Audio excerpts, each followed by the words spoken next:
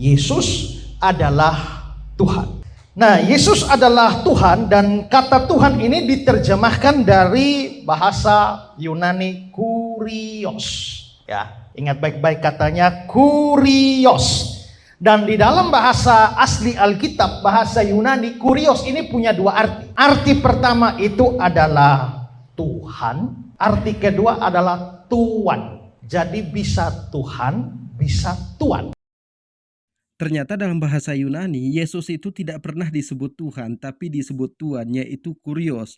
Kemudian pendeta Esra Soru memberikan penjelasan kepada jemaatnya bahwa kata kurios ini bisa memiliki dua arti. Arti yang pertama Tuhan, arti yang kedua adalah Tuhan.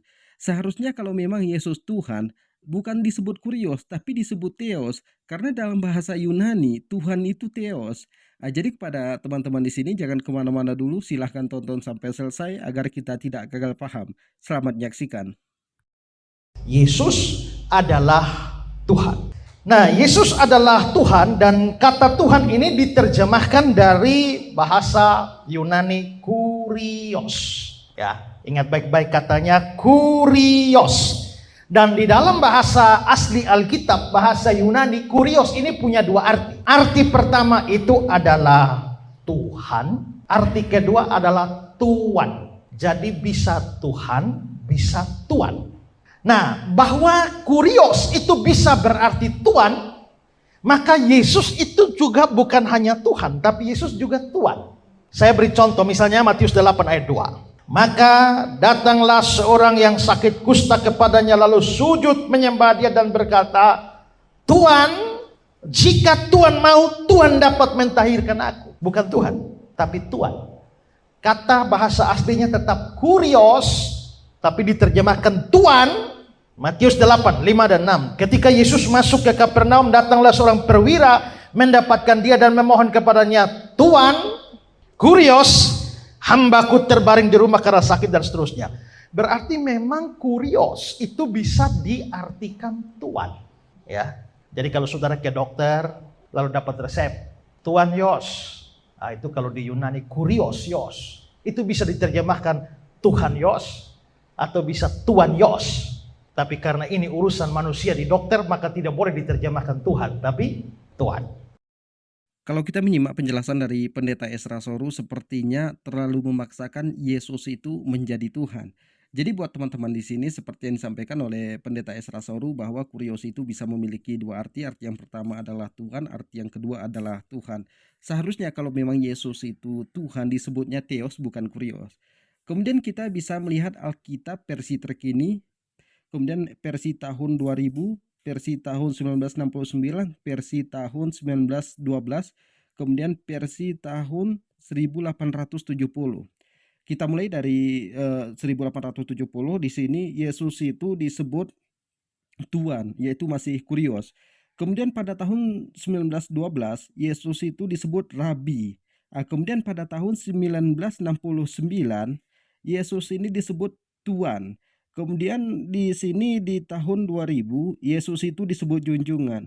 Kemudian versi sekarang ini Yesus itu disebut Tuhan. Jadi pada tahun 1969 ini pernah terjadi demo besar-besaran di Amerika karena kata-kata Alkitab ini berubah dari Tuhan berubah menjadi Tuhan. Jadi kepada teman-teman kita simak selanjutnya. Ya. Nah, tapi karena kata kurios ini bisa diartikan sebagai Tuan, maka orang-orang saksi Yehova itu lalu mengatakan bahwa Yesus itu sebenarnya bukan Tuhan, tapi hanya Tuan. Ya. Tapi saudara-saudara, ada kata kurios ini yang memang bisa diartikan Tuan seperti saya bilang, tapi ada kadang-kadang dia diartikan Tuhan sesuai konteksnya, itu harus menentukan. Nah, saya akan menunjukkan contoh beberapa ayat yang memakai kata kurios yang mustahil diterjemahkan Tuhan, harus Tuhan. Misalnya Kisah pasal 7, 59, 60. Sedang mereka melemparnya, Stefanus berdoa, katanya, ya kurios. Terjemahkan Tuhan Yesus. Terimalah rohku. Sambil berlutut ia bersuara dengan nyaring, kurios, Tuhan, jangan tanggungkan dosa ini pada mereka. Dan dengan perkataan itu meninggallah ia. Di sini Yesus disebut sebagai kurios. Mau terjemahkan Tuhan atau Tuan? Kalau diterjemahkan Tuan, jadi persoalan ini Stefanus berdoa. Kalau Stefanus berdoa, mana ada orang berdoa kepada Tuan? Maka tidak bisa diartikan Yesus Tuhan, tapi orang berdoa itu kepada Tuhan. Maka di sini dengan tepat harus diterjemahkan Yesus itu Tuhan, bukan Tuhan. Karena orang tidak berdoa kepada Tuhan, tapi orang berdoa kepada Tuhan. Ya. Contoh kedua, Kisah 10 ayat yang ke-36. Itulah firman yang disuruh disampaikan kepada orang-orang Israel, yaitu firman yang memberikan damai sejahtera oleh Yesus Kristus, yang adalah kurios dari semua orang. Kurios dari semua orang, bisa Tuhan, bisa Tuhan. Tapi kalau diterjemahkan Tuhan, Tuhan dari semua orang kok nggak cocok. Tidak ada satu orang pun yang bisa jadi Tuhan bagi semua orang. Dia bisa Tuhan di rumah, bisa dia Tuhan di kantor, bisa dia Tuhan di kerajaan, tapi Tuhan bagi semua orang tidak ada. Kalau ini bagi semua orang, maka tidak bisa diterjemahkan Tuhan, harus Tuhan. Maka Yesus bukan Tuhan, tapi Tuhan. Satu contoh lagi, Filipi 2, 10-11. Supaya dalam nama Yesus bertekuk lutut segala yang ada di langit, yang ada di atas bumi, yang ada di bawah bumi, dan segala lidah mengaku Yesus Kristus adalah kurios. Yesus Kristus adalah kurios. Bisa Tuhan, bisa Tuhan. Tapi kalau ini Tuhan, di ayat sebelumnya dikatakan bahwa bertekuk lutut segala yang ada di langit dan ada di bumi, di bawah bumi. Mana ada seorang Tuhan yang mana segala sesuatu di atas langit, di bawah bumi, sujud dan bertekuk lutut kepada Tuhan. Jadi kata pendeta Esra Soru ini segala sesuatunya bertekuk lutut kepada Yesus. Jadi buat teman-teman di sini, dan mereka juga mengatakan bahwa Yesus itu disalibkan untuk menebus dosa manusia. Kalau memang Yesus itu disalibkan untuk menebus dosa manusia, seharusnya dan semestinya ketika Yesus disalibkan dia tidak merasa ketakutan. Bahkan ketika disalibkan Yesus merasa ketakutan. Bagaimana mungkin dia dikatakan menebus dosa manusia? Sedangkan Yesus sendiri tidak pernah mengatakan dia ini menebus dosa manusia.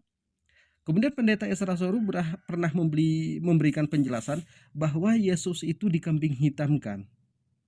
Jadi apakah ini namanya penebusan dosa? Lalu dari mana munculnya penebusan dosa di dalam kekristenan ini?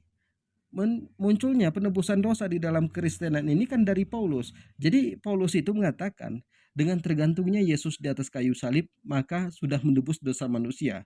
Yang kedua menghilangkan hukum Taurat, yang ketiga menghilangkan kutukan. Sedangkan Yesus sendiri tidak pernah mengatakan menghilangkan hukum Taurat. Aku datang bukan untuk menghilangkan hukum Taurat, tapi aku menggenapi hukum Taurat itu. Jadi jelas pernyataan dari Yesus sendiri kalau dia itu bukan menghilangkan hukum Taurat, tapi dia itu malah menggenapi hukuman Taurat. Bahkan ketika disalibkan, Yesus itu merasa sangat ketakutan, gemetar. Dari mana dia dikatakan menebus dosa manusia?